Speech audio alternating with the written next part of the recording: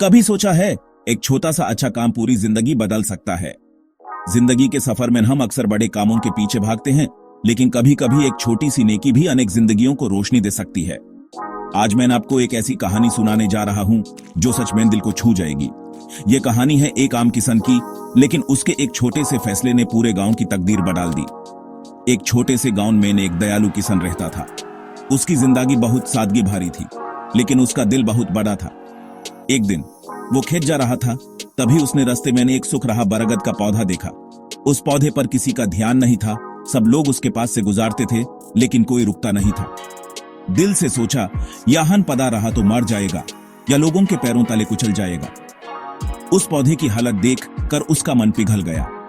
बिना सोचे समझे उसने पौधे को उठाकर अपने खेत के कोने में लगा दिया। उसने सोचा शायद ये पौधा यहां जिंदा रह सके। रोज पानी दिया, ध्यान रखा।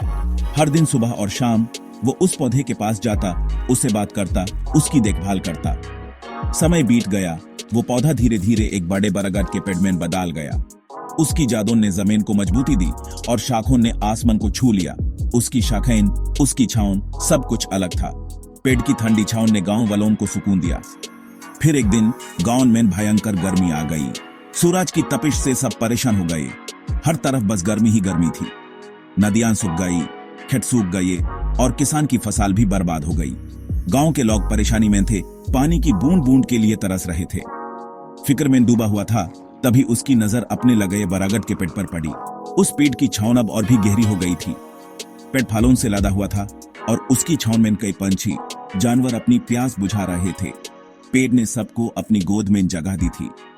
किसान पेड़ के नीचे बैठ गया। दिल से सोचा, मैंने तो बस एक पौधा बचाया था, लेकिन आज वही पेड़ मुझे और सबको जिंदा रख रहा है।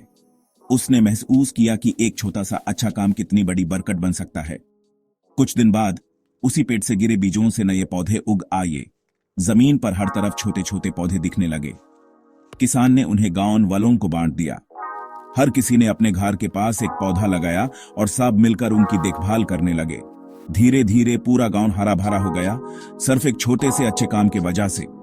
गांव में खुशहाली आ गई, सबके चेहरे पर मुस्कुराहट थी। इस कहानी से मुझे यही सीख मिलती है, जैसा करोगे वैसा भरोगे।